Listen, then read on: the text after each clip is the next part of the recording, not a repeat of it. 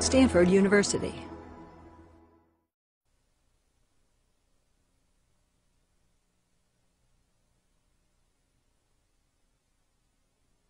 It's presented by Draper Fisher Jurvetson, STVP, Stanford Technology Ventures Program, and the Business Association of Student Entrepreneurs at Stanford.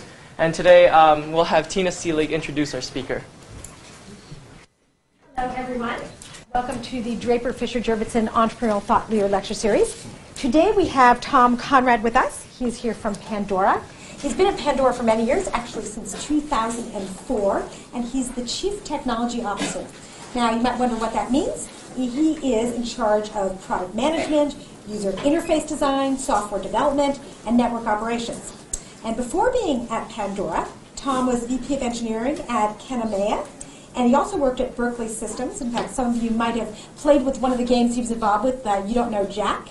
Before that, he was at Relevance Technologies, at Documentum, and you probably remember Pets.com and Apple. These are all on his resume. So he's got a fabulous story to share with us today. Welcome, Tom.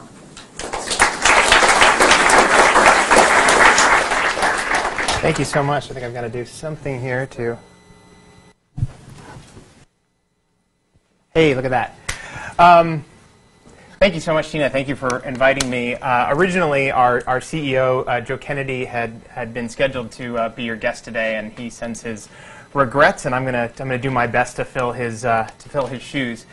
When Tina and I talked a little bit about kind of what we might do here today, we went a little bit through the history that she just enumerated, and we thought maybe it would be interesting to talk a little bit about all of the things that I've done over the years. And so it's been fun for me preparing a little bit. I've been trying to distill down some of the stories from all of those places and try to understand what it means. And the first thing that amazed me is that I'm actually in my 20th year of working in technology. I got my start in 1991 working at Apple on the Macintosh.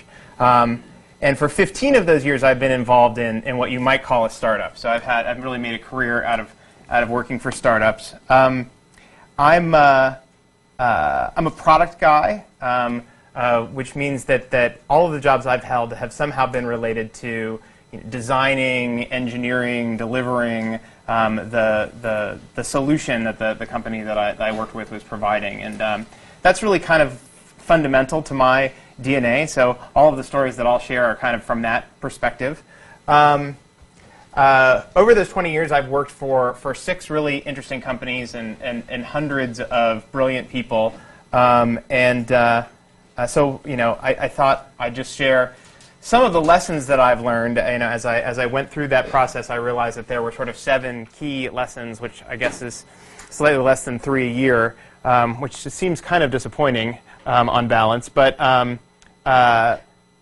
so I thought we'd spend a little time and talk about those lessons and use them as a tool for a little bit of storytelling about my background. One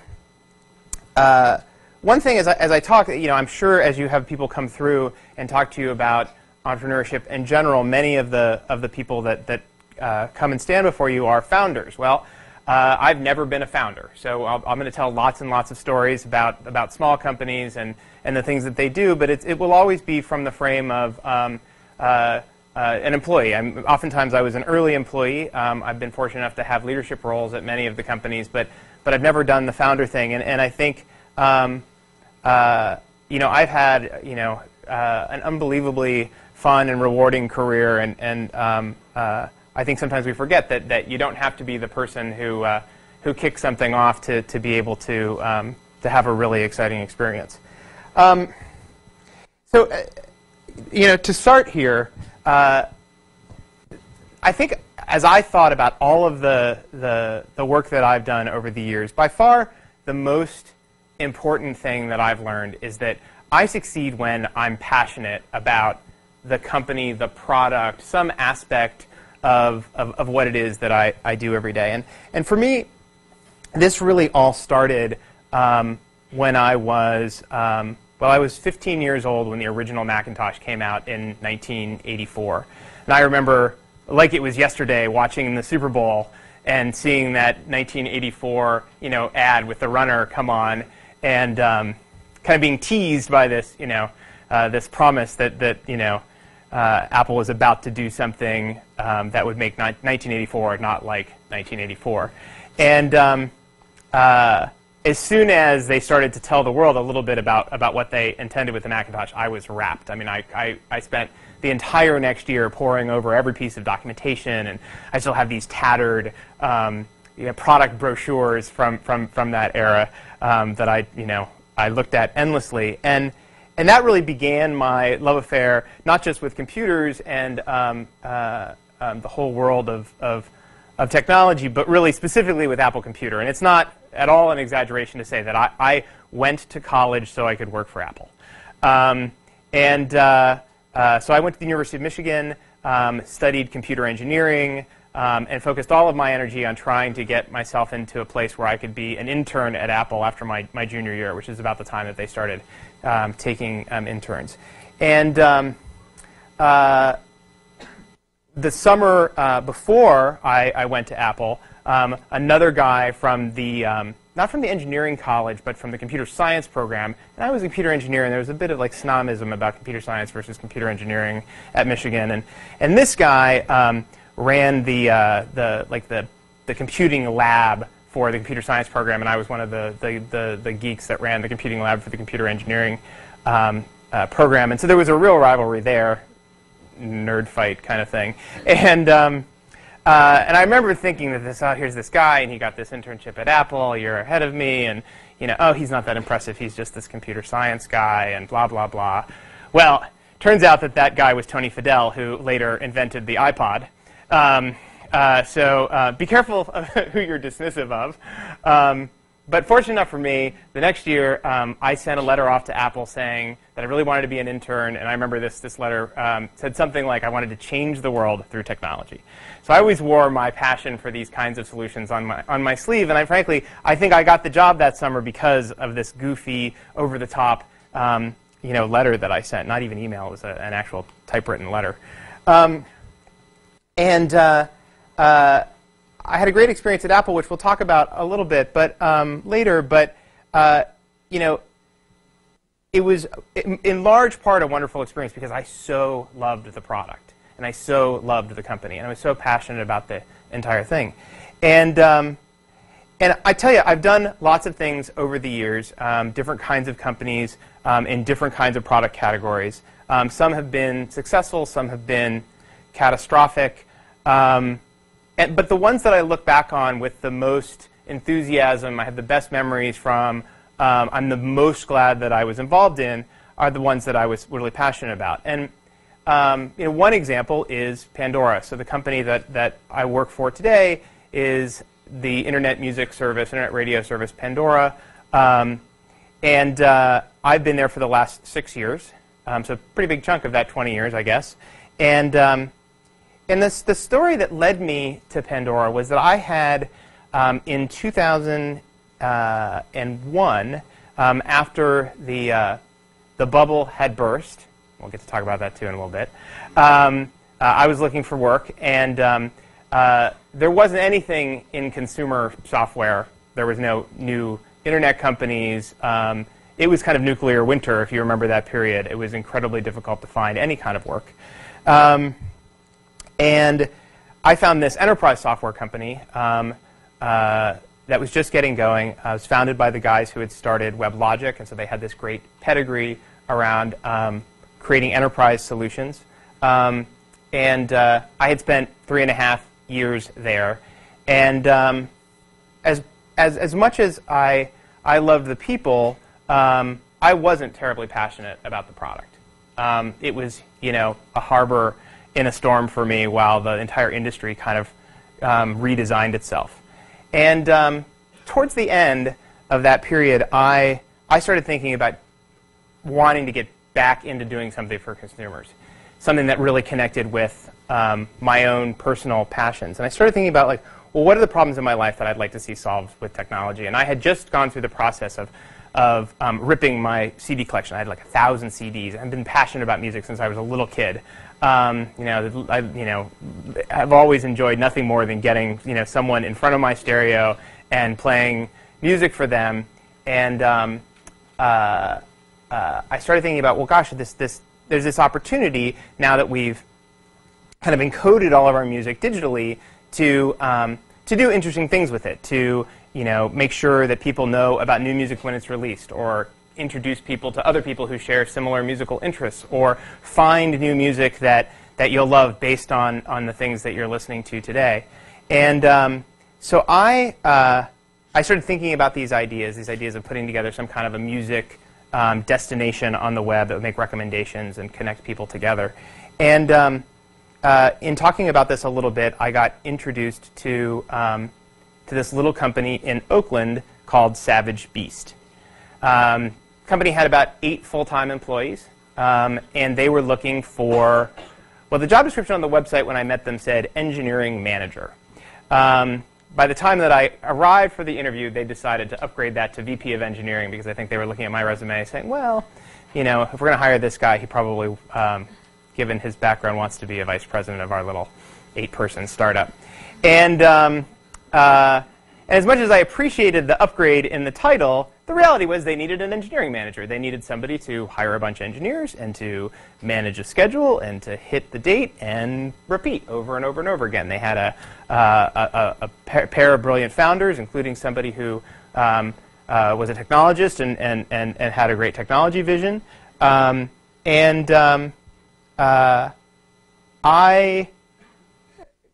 got the job offer from them and turned him down. And I turned him down because it didn't feel like the right career opportunity for me. I didn't really want to be the engineering manager. I wanted to have a much larger kind of purview with respect to the product. And I didn't want to work for, I wanted to work for a company that was doing something for consumers. And Savage Beast was making just recommendation infrastructure for other brands. And so it was like a B2B solution. So they'd sell this recommendation engine to like Best Buy, and Best Buy would use it in kiosks in their stores. And so I thought, well, gosh, it's not the right kind of product exactly. It's not the right kind of career move, and so I turned them down. But a funny thing happened. Every day I thought about this little company and this great group of people and this opportunity to use the start that they had, which was something they called the Music Genome Project. And the Music Genome Project was this magic thing that they'd been developing for 4 years. And the idea is that they have a team of musicians who came to the office every day, listened to music one song at a time, and analyzed each piece of music along as many as 400 different musicological dimensions. So not just are there guitars, but what kind of guitars, how are the guitars played, what role does the guitar play in the entire kind of overall mechanics of the song. And by doing that, the company ended up with a kind of fingerprint for every song that flowed through this process. And they had been doing it for years, and so there were, tens of thousands of songs now, almost 1 million songs that have gone through this process. And I was so fascinated by the potential for that, and I just couldn't sleep at night thinking about how to tie together some of the ideas that I had about this consumer service with this incredible technique of the Music Genome Project. About a month passes, and they call me up, and they say, again, we've talked to some other people, and we think really you might be the right guy for the job. And I said, that's funny. I can't sleep at night because I'm thinking about this so much. And I said, are you still kind of focused on this B2B thing? And they said, yeah, we're still focused on this B2B thing. I said, are you still looking for kind of a glorified engineering manager? And they said, yeah, we're still looking for a glorified engineering manager. And I said, you still want me to take a 40% pay cut? And they said, yeah, I still want you to take a 40% pay cut. I said, sold. And that was definitely a moment of just following my passions for solving this problem and trying to come together with this team to figure it out. And a kind of miraculous thing happened. I arrived at the company, and 2 weeks later, Joe Kennedy, who's our CEO, started. And the company raised a little bit of money.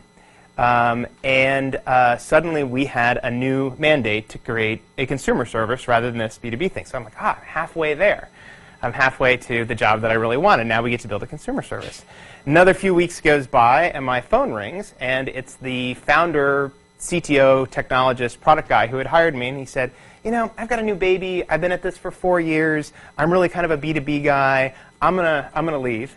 And I think you should take over running the product organization. So in just 6 weeks, I went from accepting a job description I didn't really love and working on a product that wasn't a perfect fit to suddenly I had exactly the job I wanted and exactly the product opportunity. And ultimately, we spent about the next 6 months doing the work that led to Pandora, which I'll tell you a little bit more about in a minute. But lest you think that my enthusiasm for passion-driven decision-making when it comes to career choices is limited just to the things that at least seemingly have a happy ending. Things are pretty happy for Pandora these days. Let me tell you one more story about being passionate. So how did this happen? So I had worked at Apple, and then I had worked on this video game, You Don't Know Jack. And somehow I got it in my head that the hard computer science must not be in consumer software. It must be in kind of back-end infrastructure. And so I had an opportunity to be the first employee at a company called Relevance Technologies. And Relevance was working on a kind of matching search technology that would allow you to search through huge databases of documents and pull things out based on meaning. And so I came aboard and led a small team there that was responsible for all of the front-end components of this. And we, after about just a year, we sold it to Documentum, which was a great outcome for everyone. Documentum was this big, successful East Bay company, had all kinds of resources. They had been traditionally a client-server company, and they really needed people who were thinking about the internet and the web, and they brought us in for this very strategic goal in mind. And I spent about a year there trying to figure out enterprise software, trying to get excited about document management for big corporations. I mean, the kinds of things Documentum does is like makes software so that Boeing can manage all of the regulation-related paperwork for creating safe aircrafts. Like, it was very, very hard for me to personally become invested in this problem. And my phone rings, and it was the CEO of Berkeley Systems, the people who made You Don't Know Jack, which was one of the great experiences of my career to that point. And she said, we're putting the You Don't Know Jack team back together, and we're going to attack something in the internet space. And this is when eToys was had just gone public and was worth $9 billion or something. It was a very crazy, kind of frothy time. And notably, I had just gotten a new puppy. And I love this puppy, and this puppy was like the absolute center of my life. I mean, I had done nothing but work for the first many years of my career, and suddenly it just felt like I had a whole other reason to get out of bed in the morning. It was this puppy. And so this CEO, Julie Wainwright, says to me, she says, and the company is going to be for people with pets. We're going to, it's a $28 billion e-commerce opportunity, and we want you to come and run engineering. It's called Pets.com. Yeah, I nearly destroyed the U.S. economy by myself. I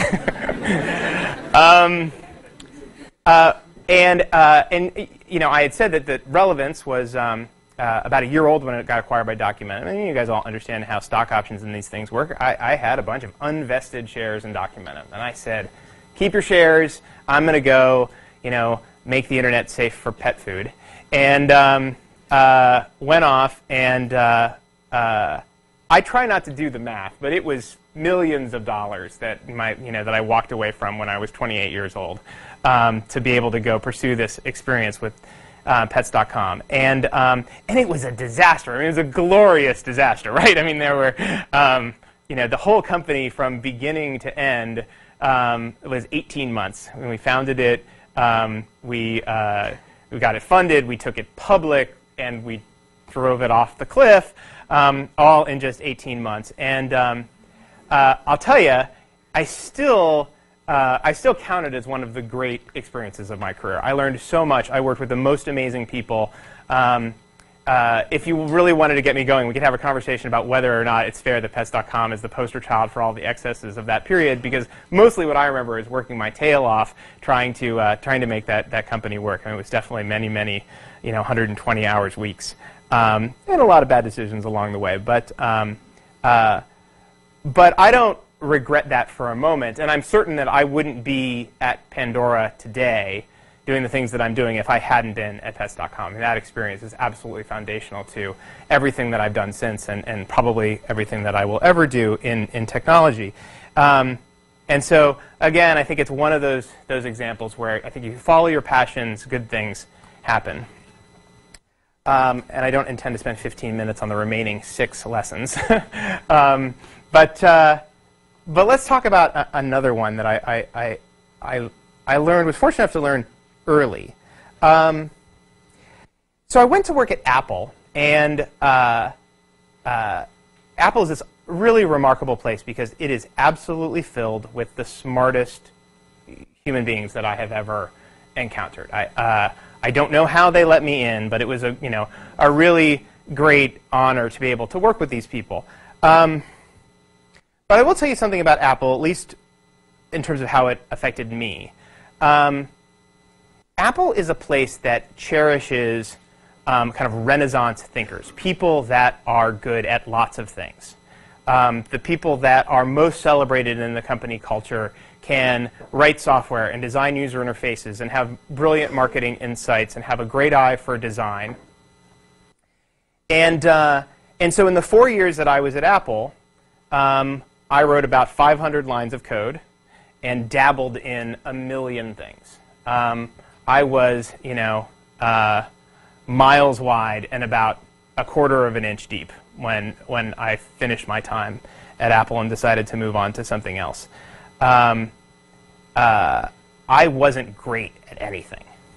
And I went to Berkeley Systems and together there worked with a team that created this video game, You Don't Know Jack, which was a little bit of a phenomenon in the late 90s. It was kind of this irreverent quiz show party game. And Berkeley Systems was completely different than Apple from the standpoint that everybody knew exactly what their job was, and your job was to be great at it. And in my case, it was to run the little development team that wrote all the software for You Don't Know Jack, so the sound mixers and the gameplay and the graphics engine. But it was not my job to design the gameplay or to design the look and feel of the game or to write the questions or to figure out what the packaging should be like or what the go-to-market. Like I was welcome to occasionally chime in with a suggestion or a thought, but it was very, very clear that the thing that was going to make me successful at Berkeley Systems was being the best software engineer that I could possibly be and to lead that team, really effectively. And so I really focused on that for my years there. And thank goodness, because I wouldn't have been a software engineer, not really, if it hadn't been for that experience. And so, I think the lesson for me of that period is it's really important to be great at something and to know what that thing is and to really invest in it. You're going to have all kinds of opportunities to go wide, but look for opportunities to go deep. At least for me, it made all the difference. So let's see. One of the things, having done startups for 15 years, that I think has been true of every moment of success that I've ever been involved in is that focus is maybe, if you could take anything away from this, I would challenge you as you think about your ideas for the companies that you'll undoubtedly start. Focus on a small number of things and be really, really great at them. Again, kind of this idea of be great. I have mentioned that I worked for this company, Kanemea, in the sort of 2001 to 2004 period. And that was an incredibly challenging time in the market for any kind of software solution. I mean, there was no opportunity to do anything for the consumer, really. And there were very few opportunities to do interesting things in enterprise software. But we were trying at Kanemea. And some horrible things happened. Beyond just the economy, we had tragedies like 9/11. And that particularly impacted Kamehameha because we were developing software for specifically for the financial services industry. That was going to be our kind of main go-to-market strategy. We're going to take, this company was so esoteric that I don't think I'm going to bother talking about what specifically we did, other than say it was financial services oriented. And the week that we were set to launch was the week of 9/11, and of course that entire disaster, the epicenter was in the heart of the American financial industry, and so we were faced now not with an industry in disarray and a really challenging time generally in the economy, and we did the natural thing, which was we bobbed and weaved for 3.5 years. We tried 4 different products and 5 different strategies, and we would go and pitch an enterprise, and they would tell us about their problems du jour, and we would run home and try to figure out how to write software that would solve that problem. We weren't focused at all. And I think, candidly, Savage Beast, the company that was a precursor to Pandora, suffered from that a little bit as well. And it was the same period, and I think it was a period where we had few choices other than to search for markets when so few dollars were changing hands around technology.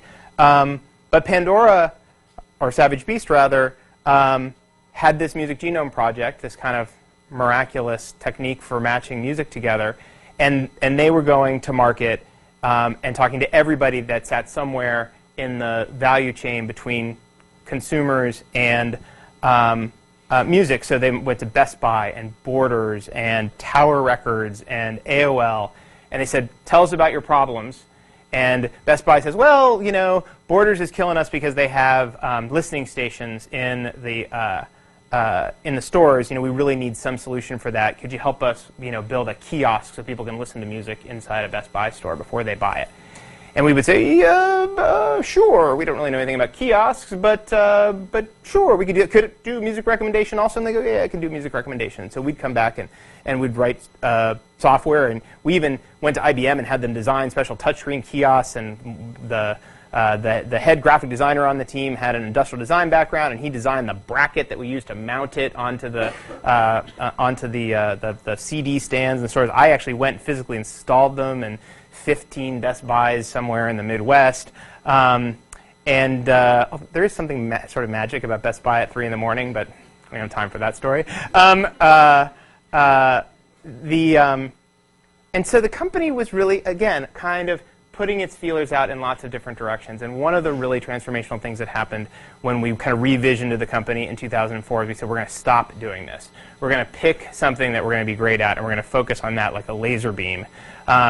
And in the case of Pandora, that was to become the world's best radio station for connecting you with music that you'll love. And we have stayed very, very true to that. I mean, we've never thought of ourselves as a website. We've never tried to be a social network for music. We've never gotten involved in music videos. We've never, the list goes on and on and on and on of all of the things that are constantly trying to distract us from this mission of being the best radio solution in the world. And we're kind of constantly reminding each other of it's still important, even with 50 million users and a pretty good story right now, to stay focused. There's so much left to do. And so I think focus in all that you do in startups is incredibly important. The next one is to be agile. This is a word that's thrown around a lot in software development these days, but I think it's a pretty good descriptor of one of the best opportunities you have as an entrepreneur in a startup environment. And that's that larger, more established entities can't move as quickly as you can. And success and scale and size all fight against this. And I would encourage you for the longest possible time as you sort of start your own companies to look for ways to stay agile. Pandora has been, well, the company's been around for 6 years, focused on this radio problem. We've been in the market for 5 years. There's all kinds of momentum. We have about 180 employees these days. But we're still very focused on staying agile, and I'll be a little bit specific about how we do that. We don't have any long-term plans. We don't have any medium-term plans. I know what we're going to do for about the next 3 months, and beyond that, I can wave my hands a little bit, but I can't tell you anything specific about what comes next for Pandora.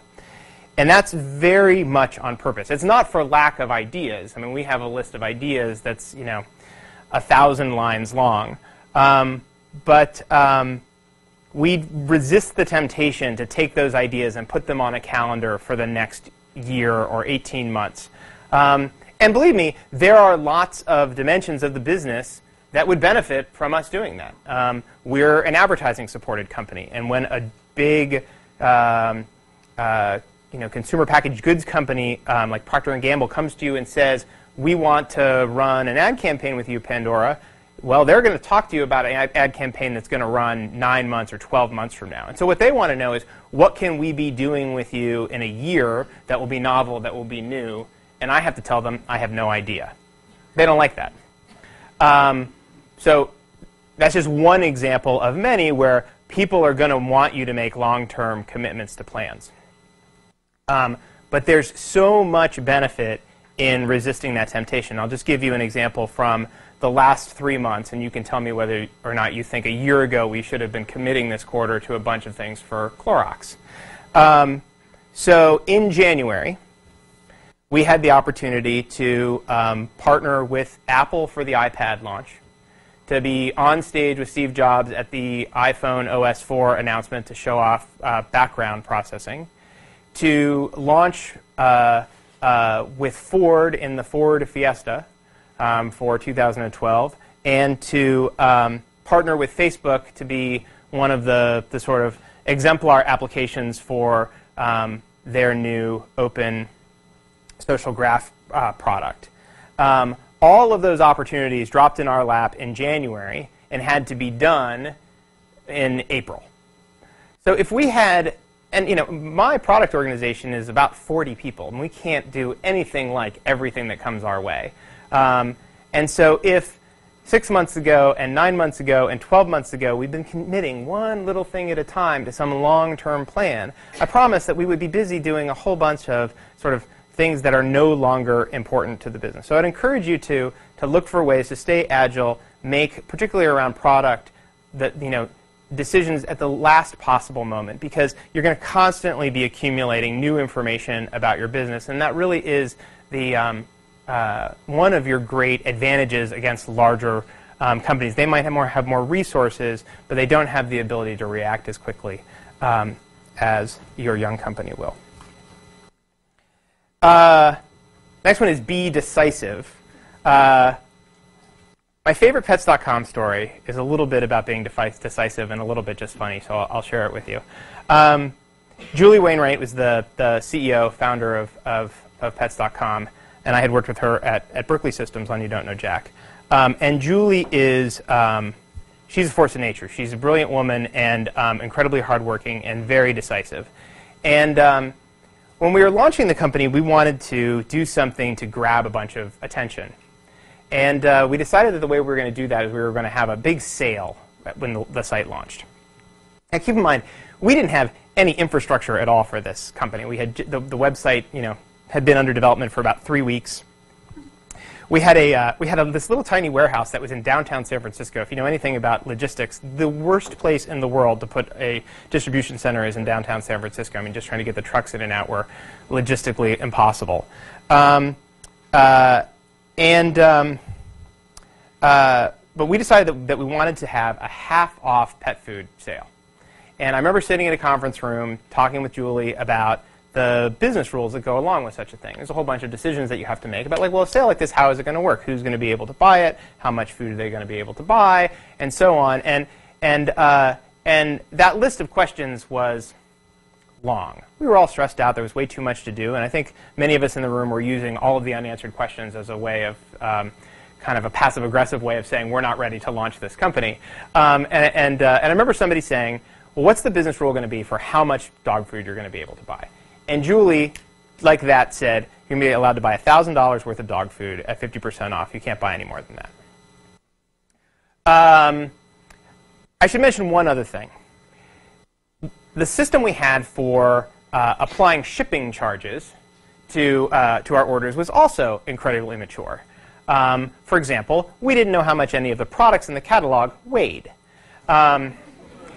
So all we could do was offer, well, of course, this was 1999, so of course shipping is free. So we'd ship your dog food to you in the U.S. postal mail for free. And then if you wanted it upgraded to UPS, which would take 2 or 3 days, you could do that for $5 for your entire order. And if you wanted it delivered overnight, we would do that for $15 via Federal Express. Now, it turns out that $1,000 worth of dog food is about a metric ton.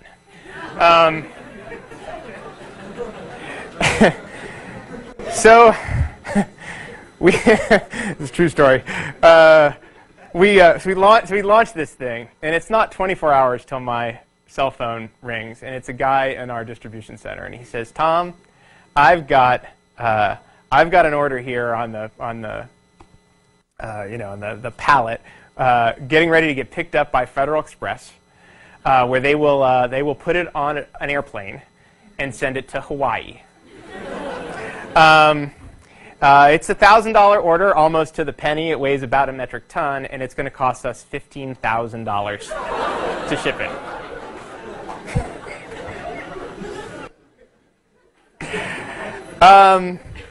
Happily, another decisive moment for Julie was that she had said that another one of the business rules was going to be that you couldn't buy food in this program if you were a dealer. It turned out that the person who had made this order was themselves a pet store in somewhere in Kauai. So we were able to, under the terms of the sale, cancel the order. I think that the important part about that, it wasn't a catastrophe. The phone rang. We didn't spend the $15,000. Even if we had, in the grand scheme of the $100 million plus we lost, it wouldn't have been the end of the world. The favor that Julie did the company in that moment, and in many, many moments throughout its history, was that she was very decisive. She knew precisely what she wanted, and if she wanted to sell live fish, by God, we were going to sell live fish, which is another story that I don't have time for. Compare this to the time that I spent at Apple. The company, as I said, was full of brilliant people, but I was there 1991 to 1995 when Steve Jobs wasn't around, and when arguably the company lost its way a little bit. There was a joke while I was there that I think sums up what was wrong with Apple in that era. And the joke was that Apple is the only place in the world where a vote of 1,000 to 1 is a tie. Clearly they're not voting anymore, or there's only one vote that matters or something. But that can happen, right? You get a bunch of smart people in a room, you all kind of agree on some path, some solution, something that's going to move the company forward. And then some smart person says, when we do that, here's the downside. And all the other smart people go, oh, that's right, that's true. And let's just have another meeting. And so we were in this kind of analysis paralysis at Apple, and it made it really, really hard to ship anything to end users, particularly on the software side. And it meant we tried to do a lot of these kind of big kitchen sink releases where we tried to kind of boil the ocean and solve every single end user problem all at once. So be decisive. Let's see.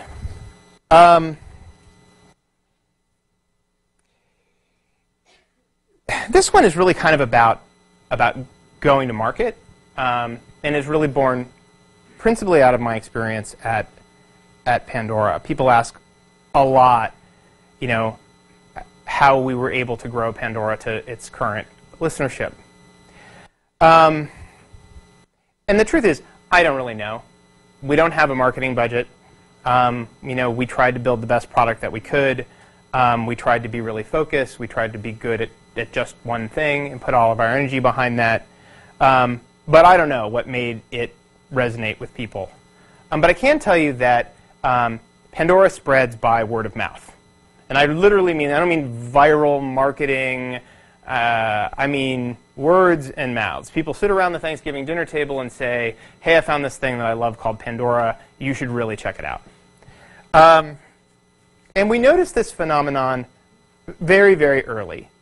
And we decided to really embrace it and to try to have the tools that we would use in that process be words and mouths. So we've really tried to foster a direct and genuine relationship with the people who love Pandora. Early on, this meant instead of a launch party, and having been through the .com era myself, when somebody said, should we have a launch party, my first thought was, oh my God, no. Because that seemed like such a symbol of the excess of that era. But as we talked about it, we came to this idea that we would have just a little get-together, kind of an informal gathering of folks in San Francisco who had discovered the product. And so we put a post up on the company blog, which was a very in thing to do then, and said, come meet us for a few beers at this bar in downtown San Francisco and talk to us about the music you're discovering on Pandora. And so we did that, and about 30 people showed up, and it was just this magical night for us. We probably spent $50 on pitchers of beer, but we met these remarkable people. And we came back the next day and said, wow, that was really kind of magic. How can we do more of this? And somebody said, well, we all travel a fair bit and go and we meet with potential partners or whatever. And maybe we should do is like when I'm in Boston next, we'll put another little message on the website that says, we're going to be in Boston. If you want to come out and meet us for a coffee, we're going to be at this coffee shop. And so we started doing that. In particular, our founder, Tim Westergren, really embraced this role, and pretty soon he was purposely making trips so that he could invite people to have coffee with him. And those grew. The first one in New York, I think, was 5 or 6 people literally in a Starbucks. I think the last one we did in New York City was almost 800 people in a big auditorium. But the format is basically the same. Tim sits down on a stool in front of whoever shows up, and they talk about Pandora. He tells a little bit of his own personal story. And Tim has unbelievable stories about what it took to start this company and to get it to where it is today. And then he takes questions from the audience, and people stand up and say the most remarkable things about their love of music and what they're discovering on Pandora. And they're kind of magic nights, and they come from this desire for us to get out there and just genuinely interact. They're not scripted. They're not talking points. There's not an agenda behind what we do, other than this just desire to genuinely connect with our listeners. Another dimension that's born out of similar thinking is that when you sign up for Pandora, like most companies, we send an automated email to you that says, welcome to Pandora. Here's 3 things you probably want to know about the service. But we do a couple of things that are somewhat unique in my experience. One is the email comes from Tim, our founder's email address. It's really his email address. We send 50,000 or so of these a day. Not only does it come from his email address, the email actually says, please write me back and let me know what you think of the service. And so every day for the last 5 years, hundreds, some days thousands of people write to Tim. And he tries to respond to all of them. And when he can't, he has a handful of people who help him. But they don't respond pretending to be him. They say, hey, I'm Lucia. I picked up Tim's email, just wanted to write you back. And he has these unbelievable exchanges with people. And I'm convinced that these emails are the gasoline that we throw on the fire of the kind of word of mouth behind Pandora. That you can, and it's just some of them are priceless, right? I mean, the people write back and say, "Oh, sure, I can write you back," and whatever. And he responds as, "Hey, how you doing?" And I love the ones where they say, "Oh, you played ABBA on my whatever station. How could you play ABBA on my station?" And Tim jumps right in. He says, "Well, was it a good musical match, for the station?" They go, "Well, yeah, but it's I don't know, but this ABBA." And then you go back and forth, and by the end, the person, Tim actually has a real story about this, where the punchline of the story is the last email says, "Oh my God, I like ABBA."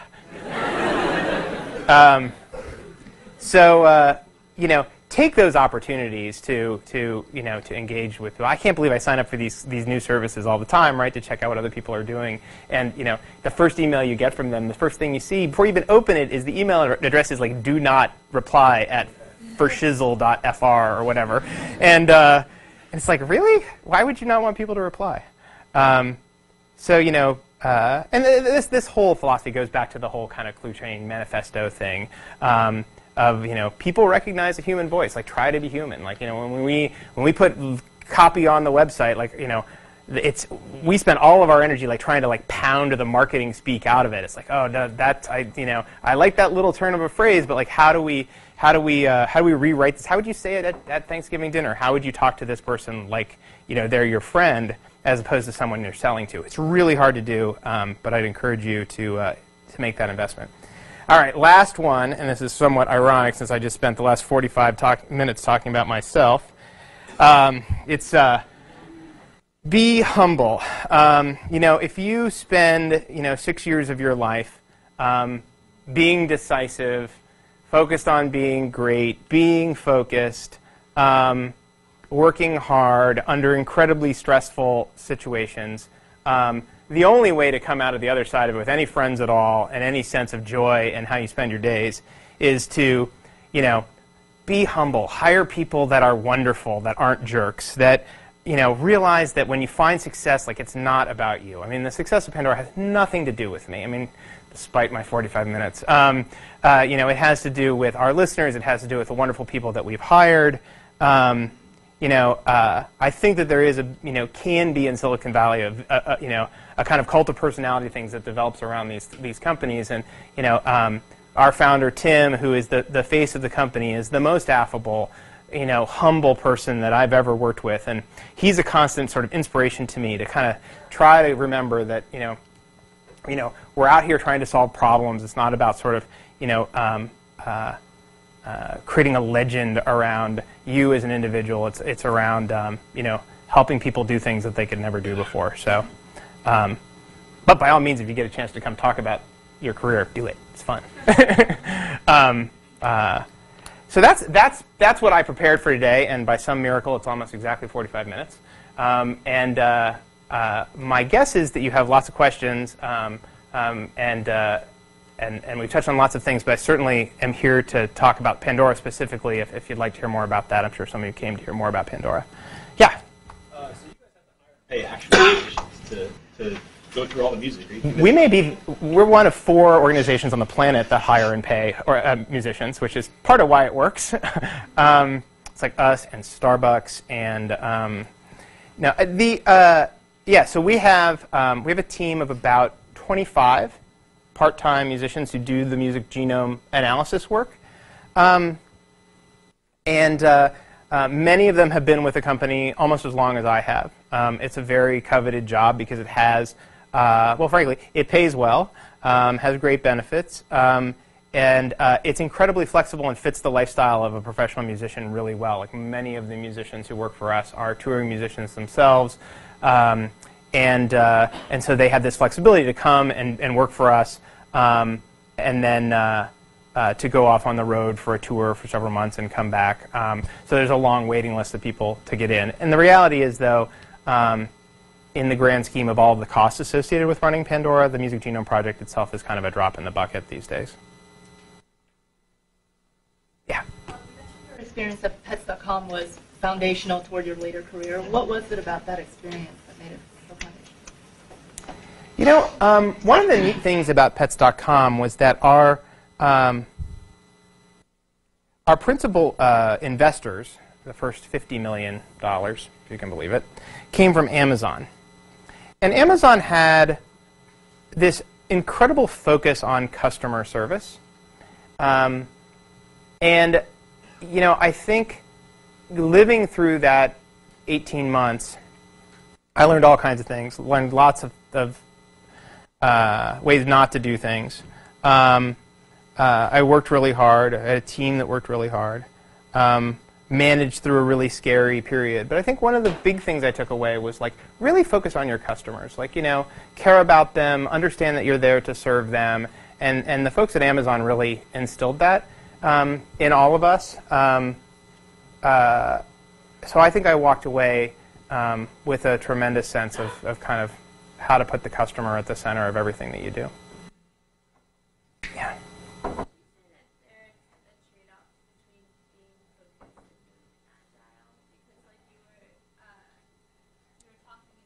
At the original company, when the Best Buy opportunity came up and you guys followed that path, and even though it strayed from your original path, it could have been kind of the next big thing in the way the company could have progressed in the future. So do you think that you should always stay true to like the core competencies of your company, or explore the opportunities that come your way? I think, I think it's really important to know what you want to be the best in the world at.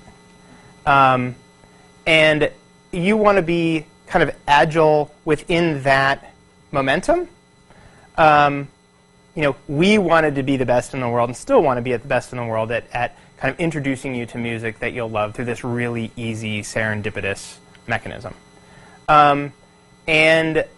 So there are opportunities that come our way all the time that have potentials to be big markets. One example is talk. I mean, radio, music radio is just a fraction of the overall story. Talk radios is certainly a huge category too, and there's probably interesting personalized things to do in talk radio for Pandora. And it may be something that we do, at some point in the history of the company. But right now, we know pretty clearly that we're a music company, and we're really focused on doing that well. And a great way to stay focused within a vision is to find metrics that make your successes seem small. For example, we have 50 million listeners, 21 million on mobile. We have 47% of internet radio, but we are like 1.2% of all radio hours in the U.S. So I really try to focus my team on that 1.2% number and remind them that without changing anything, without deviating at all from our focus, we've got 98% of the market still in front of us, and Clear Channel has 20%. So it's not like it's not like there aren't examples of companies that get really big within that category. So that helps.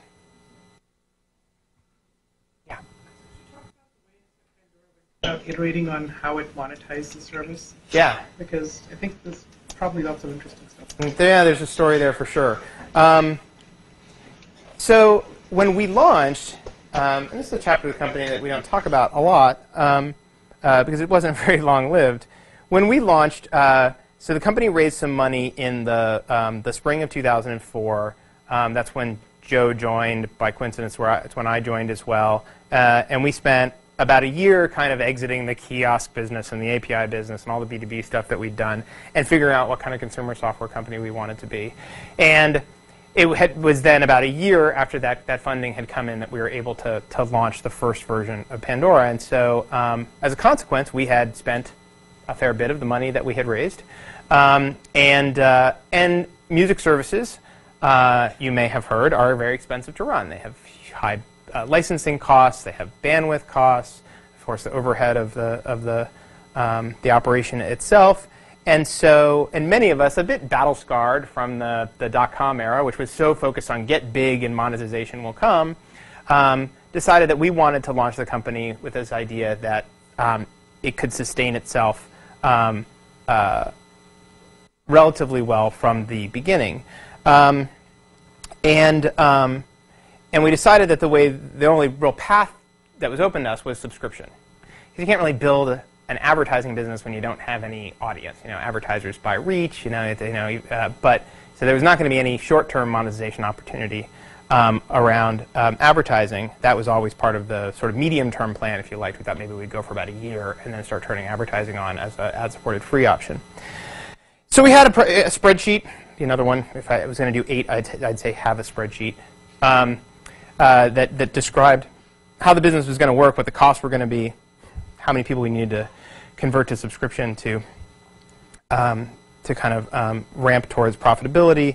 And we launched things, and it worked out exactly as we imagined it would. We converted people to subscription at pretty much exactly the same rate that was in the spreadsheet. Except there's one key difference, and that was people found the service much, much, much, much faster than we imagined. So rather than there being, 50,000 people who found Pandora in the first month, 500,000 people found Pandora in the first month. And when you're going to churn off, 98% of 50,000, it's a pretty different feeling than churning off 98% of 500,000 when ultimately you want to get to this reach play that's advertising oriented. And so we started looking at a model then that was advertising supported much, much, much sooner. And about that time, we were looking at raising a little bit more money, and one of the potential investors started modeling out this opportunity to run Pandora as an advertising supported business sooner rather than later, and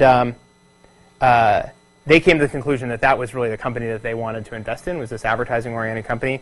We, with the benefit of their investment, were able to accelerate our plans. And I remember after we closed that round of funding, it was a couple of days before a board meeting, and we all knew that the newly expanded board was going to want to hear about how you're going to turn Pandora from a subscription service into an ad-supported free service. And I had thought about this a little bit and put some plans together on the product side, and had come back to the rest of the management team and said, I think in 3 weeks we can take this company that we had built entirely as a subscription service and turn it into an ad-supported service. We need to get an ad server. We need to make it possible to register in the system without having a credit card on file, like all of these things. There was a bunch of work to do. But I was pretty proud of myself. I thought 3 weeks, that's pretty fast. We weren't supposed to do this for another 6 months. I was sort of patting myself on the back as I walked into the board meeting, and we rolled out this plan to them, and the board said, wait a minute, isn't there a free trial already? I said, well, yeah, there's a free trial. And they're like, well, why don't you just make the free trial last forever? I was like, well, I, of course, had 15 reasons why that was not a good idea, not the least of which is we didn't have any ad-serving infrastructure at all. But they're like, but you're not going to have any advertisers. I'm like, well, that's a fair point. So I said 3 weeks, and I remember literally they said, we think a nanosecond is the right answer. So went back, sharpened the pencils, and figured out how to do it in 3 days, over a weekend. And 3 days later, we launched ad-supported free Pandora without an ad server. Two things happened. It's the one time we were caught flat-footed from a scaling standpoint. I was sure that because we had this 10-hour free trial, that word of mouth was already really strong on Pandora. Hey, try this thing. You don't have to do anything. There's no commitment, turns out free, really, really different than 10 hours free. It was like that ad where the dot-commers are sitting around watching the orders go click, click, click, click, click, click, click, click, click, click, click. That Monday, things got really out in front of us for a few hours. But that was sort of a good problem to have, and we quickly got it back under control and have been growing at a pretty remarkable clip since. But then the phone rang in our CEO's office, and it was Apple. Apple said, this is 3 days in, this is great that you're ad-supported free now. We'd like to be your first advertiser. This was November of 2005. In fact, we'd like to buy out all of your ad inventory for the months of November and December. So Joe says, oh, it's so great that you called. Comes into my little office and says, Apple wants to be our first advertiser. So that's funny because we don't have an ad server. Or a website that was designed with any place to put an ad. He said, well, do you think we could do it? I hate to turn Apple down. And I said, yeah, we could probably do it. How hard could it be? We'll just, we'll hard code their ad onto the homepage. And so we did that. We hard-coded their ad onto the homepage in like the worst possible place ever. If you saw screenshots of Pandora from this period, it's like, why would you put an ad there? It's like, because the whole site was not designed for ads at all. And but then, how advertising is, right? Particularly the company that's as sort of meticulous about their marketing images, Apple. They changed the campaign a lot over the course of that 2 months. And so they would call and say, we have new creative for you. Can you traffic the tags in your ad server? And we'd have to push out an entirely new version of the website to, our 50 servers or whatever. And they called all the time. And it was like just one fire drill after another to change these ads. So yeah, we became an ad-supported service and really focused on ad-supported solutions sort of exclusively for about 4 years. And then we started talking about other monetization opportunities, and I started thinking about, well, there's that old thing we tried with subscription, and it really wasn't that interesting because only 1% of people subscribe. And I was like, wait a minute, how many people are on the site every day? I'm like, oh, wait, a lot. 1% of a big number is a pretty interesting number when you multiply it times $36. And so we have a pretty robust subscription business now that we've been focusing on in addition to our advertising business for the last 8 months or so. It's still, it might have been 5% of our overall revenues last year. It might be 10% of our revenues this year. Advertising will always be the principal monetizer for Pandora. And in many ways, I think it will always be where we put a disproportionate amount of our energy, because that's where our audience is. 1 or 2% of our audience is going to subscribe. It's great that that generates 10% of the monetization potential. But what we really care about is, how do we make 150 million people, experience Pandora? And you do that through ad-supported free.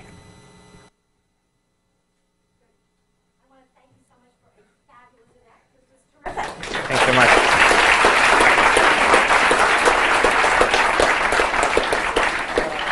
So on behalf of Draper Fisher Jurvetson, bassist and SDVP, here's a trophy for you. Oh, thank you. Thank you for coming.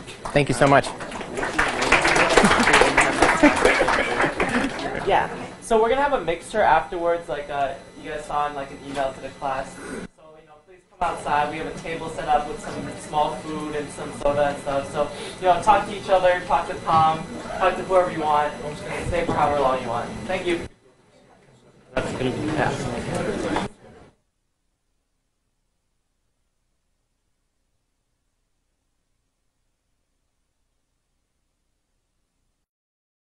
For more, please visit us at Stanford.